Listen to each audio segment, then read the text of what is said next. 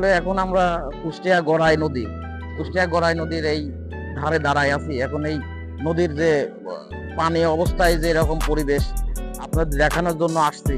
এই গড়াই নদী যখন পানি ভরাট থাকে তখনকার পরিবেশটা কিরকম, চারিদিকেই যেন পানি। আর অনেক লোকজন আছে এখানে পিকনিক করে, আনন্দ করে, উৎসব করে। অনেক দর্শনার্থী এখানে ঘুরতে আসে। আপনাদেরকে এই বিনোদন, এটা আসলে এক হিসাবে বলতে পারেন যে বিনোদনের জায়গা এখন হয়ে গিয়েছে।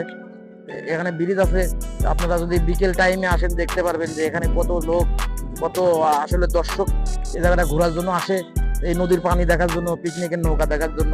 চারিদিকে যেন শুনশান একটা এলাকা, মানে নিরিবিলি, মানে বলতে পারেন যে এটা ঘোরার মতন জায়গা। আপনার নদীর চারিদিকে যেন পরিবেশটা সুন্দর। তো যাই হোক, আপনার এলাকাটা অনেক পানি, এখন পানি আর পানি। এই যে দেখছেন আপনারা, মানে কত সৌন্দর্য একটা এলাকা। আপনার নদীতে ঘুরবেন, নৌকায় ঘুরবেন, বিকেল বেলা আসলে আপনারা নৌকা পাবেন, নৌকায় ঘুরতে পারবেন। আর সারাদিন তো শুক্রবার, আপনি দেখবেন যে এই শুক্রবারে পিকনিকের নৌকা অনেক পরিমাণ। যাই হোক, সুন্দর একটা জায়গা। কুষ্টিয়ার কিছু ভিডিও দেখালাম।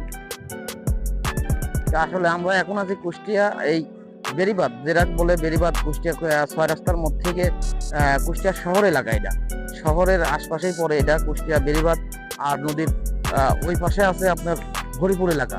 নদীর ওই পাশে আপনি যদি যান তাহলে এটা পড়বে হরিপুর এলাকা।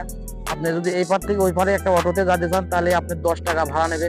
আপনারা ঘুরবেন, দেখবেন ওই পাশটা আসলে সেই হরিপুর। আর এই পাশে আমি এখন দাঁড়ায় আছি কুষ্টিয়ার ভিতরে, শহরের এলাকায়। যাই হোক, এটাই আমাদের সেই কুষ্টিয়ার ঐতিহ্য। এখন অনেক উন্নত, আপনারা আসলে ঘুরতেও পারবেন, বসতে পারবেন। ঠিক আছে।